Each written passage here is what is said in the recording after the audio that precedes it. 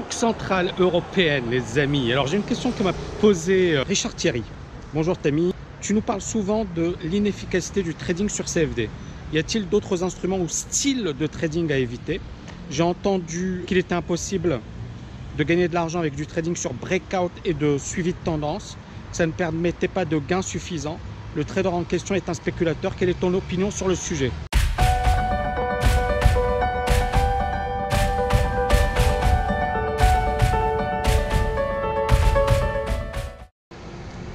Je pense qu'il y a autant d'avis que de traders. Mais moi, ce que je vais te dire ici, ça va être hyper... Alors, regardez là. Yes! BCE, drapeau, c'est beau. Ok les amis, super. Donc moi, ce que je vais faire ici, c'est très simple. Je vais vous donner mon avis sur le trading, les styles de trading, ceux qui marchent, ceux qui ne marchent pas, pourquoi. Bon, le trading sur CFD, quand je dis ça ne marche pas, c'est pas pour le plaisir de le dire. C'est tout simplement parce qu'il y a eu les travaux de recherche de l'AMF et qu'il y avait des aberrations qui étaient tout simplement énormes. Les gagnants gagnent 10 millions, les perdants perdent 170 millions. C'est tout simplement... voilà, c'est inutile de jouer ou de trader sur les CFD. Pourquoi? Parce que les courtiers prennent le gros du gâteau, ainsi que les affiliés. Et donc pour un particulier, c'est pas du tout intéressant. Le particulier, d'ailleurs on le voit, vous avez vu ce qu'a dit le Financial Times sur les CFD, vous avez vu les différents articles, vous avez vu après l'ESMA ce qui s'est passé. Beaucoup de courtiers se sont plantés, le PDG d'IG qui a démissionné, etc. etc. Eh oui, je vous l'avais dit les amis. Et encore une fois, beaucoup de gens ne m'ont pas cru, beaucoup de gens ont dit que je racontais n'importe quoi, dont certains blogueurs et compagnie. Mais les blogueurs, ils gagnaient beaucoup d'argent avec l'affiliation, donc bien évidemment qu'ils avaient intérêt à dire que je disais n'importe quoi. Mais les faits m'ont prouvé et m'ont donné raison une fois de plus. Donc, et je sais que ça va déplaire à certaines personnes, mais je m'en fiche. Donc ici, moi, ce que j'ai envie de dire, c'est que les CFD, c'est pas... Si les CFD, les statistiques n'étaient pas aussi catastrophiques, je vous aurais dit, allez-y. Et j'aurais même fait des partenariats avec les courtiers. Et j'aurais gagné plein de pognon, j'aurais fait des conférences, je serais passé sur BFM et compagnie, ça aurait été génial. Ça aurait été génial, d'accord? Mais moi, dès le départ, j'ai vu le truc. J'ai vu les coûts, j'ai vu les frais. Et je me suis dit, pour un particulier, c'est tout simplement la mort. Donc, j'ai mis en avant d'abord mes étudiants avant de mettre en avant ma tronche. Est-ce qu'on peut me le reprocher? Non. Mais je le reproche bien évidemment à tous ceux qui d'abord ont pensé à leur tronche avant de penser à leurs étudiants. Ce qui ne veut pas dire qu'on ne gagne pas de l'argent, mais on aurait pu gagner beaucoup plus en ayant un système avec les courtiers CFD, en faisant financer notre formation, vous voyez ce que je veux dire? C'est-à-dire que l'impact aurait été voilà, 10 fois plus important. Parce que bon, dès le départ, la TKL, elle s'est distinguée par son sérieux, par son travail. C'est pas moi qui le disais, c'est des PDG de grosses boîtes qui me disaient, Tammy, voilà, on a envie de bosser avec toi. Parce qu'encore une fois, je vais rentrer dedans, mais il n'y a pas de souci. Parce que je pense que... J'ai pas envie de dire que c'est la guerre. mais c'est marrant, c'est marrant. C'est-à-dire le nombre de bras cassés qu'il y a dans la formation au trading, c'est incroyable. Les gens, ils n'ont jamais bossé en salle de marché. Ils ont 0 diplôme. Ils ont, voilà, rien, il n'y a rien. C'est le néant absolu. Mais vous avez toujours des pigeons qui vont les suivre et qui vont dire waouh, c'est super, cette personne elle est géniale. Mais oui, parce que les gens, ils sont bêtes quoi. Les gens, ils veulent rêver. Ils veulent rêver. Et donc quand ils voient des gens qui leur racontent des conneries, au lieu d'analyser rationnellement, se dire bon, LinkedIn, il n'a rien, le gars, il n'est pas connu, il n'a pas de diplôme, il vient de nulle part. Mais, ouais, il est sympa, et puis voilà, il fait ses petites vidéos, ses petits trucs. Soyons sérieux les amis, soyons sérieux. Donc, CFD, je pense que j'ai dit ce que j'avais à dire. Maintenant, je vais parler concrètement de quels sont les styles les plus intéressants. Quels sont les styles qui peuvent vous faire gagner de l'argent. Pour moi, il y a plusieurs manière de faire du trading. Il y a la manière à court terme, day trading.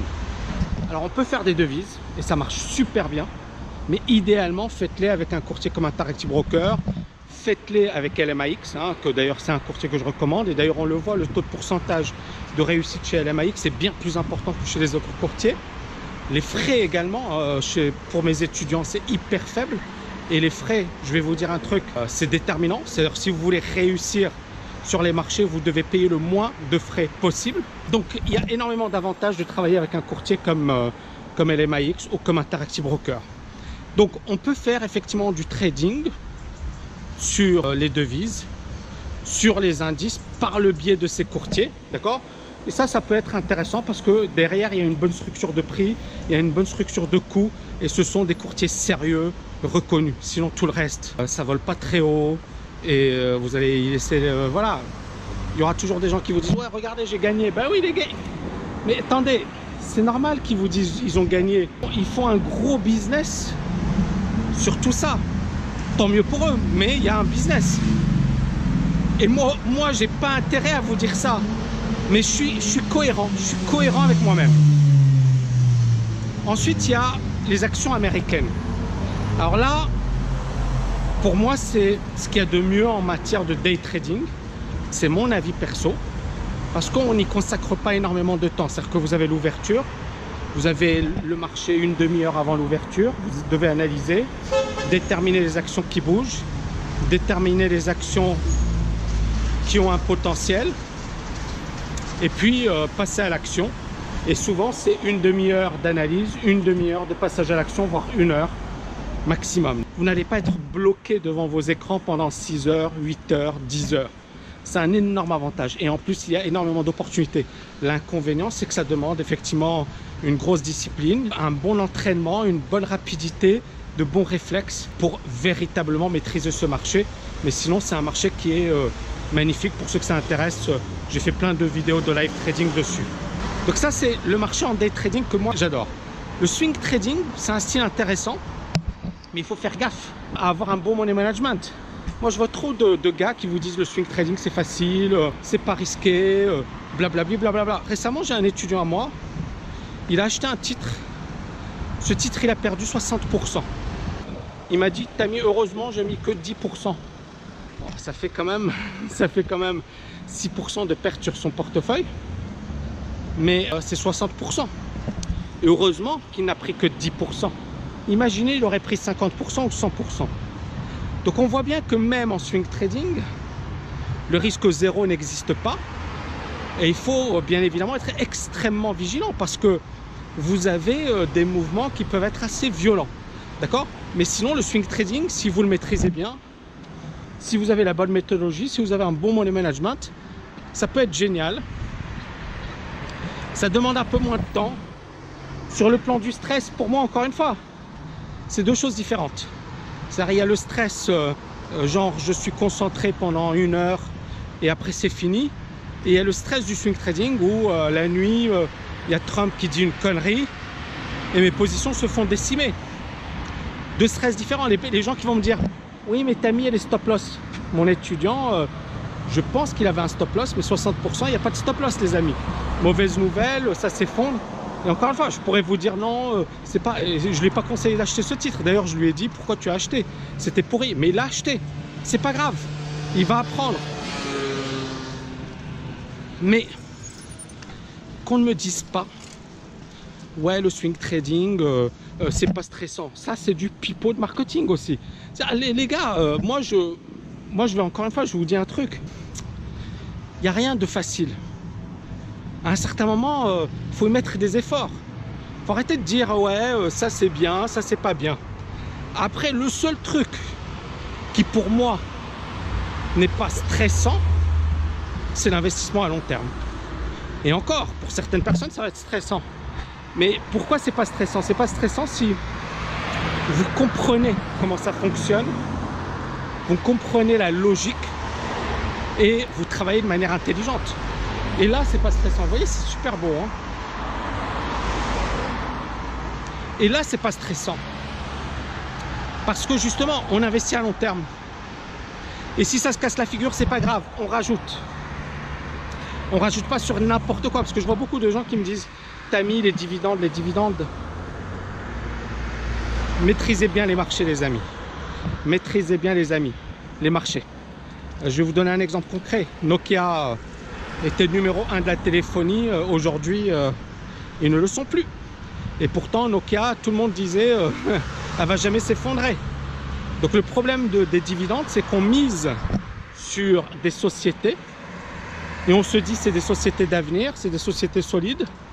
Et vous avez, alors là, moi encore une fois, ça me fait sourire quoi. Vous avez des gens, les gars, ils n'ont rien à voir avec la bourse. Ils vous disent ouais, moi j'investis en bourse, je vais faire des formations sur la bourse. Punaise, ça m'énerve parce que je l'ai vu, j'ai vu le même phénomène sur le Bitcoin. Bitcoin, les gars, voilà, ils sortaient de nulle part.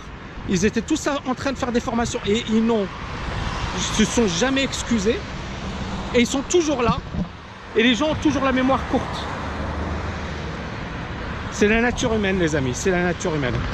Voilà. Donc, pour répondre à ta question, le trading. Alors là, voilà, j'ai pas répondu à ta question dans laquelle effectivement tu me parlais du trading sur breakout et en tendance.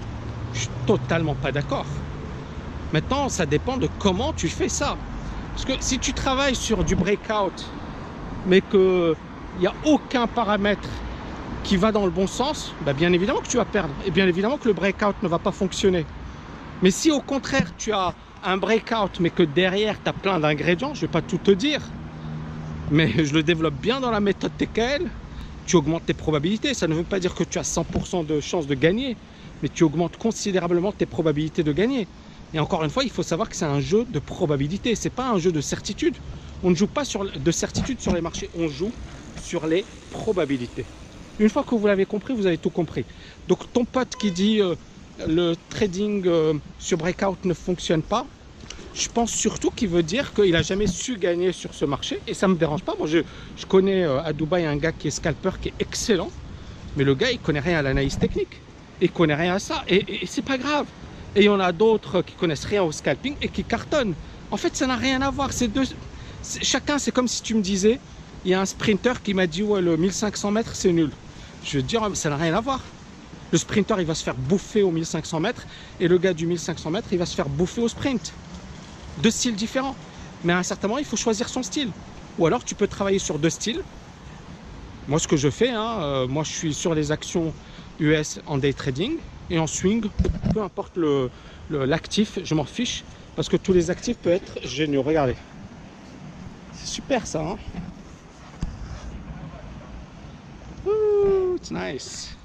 Excellent. Donc voilà, moi je pense que quel que soit le style, tu peux gagner. Maintenant, c'est à toi de déterminer quel est le style qui te convient le mieux. Est-ce que tu te sens à l'aise? Est-ce que tu le maîtrises bien? Est-ce que tu as développé les bons réflexes? Et puis bien évidemment de pratiquer, pratiquer, pratiquer, pratiquer. C'est ça la clé de la réussite, les amis. J'espère que vous avez aimé cette vidéo. N'oubliez pas de la liker, de la partager. Ciao, ciao, ciao!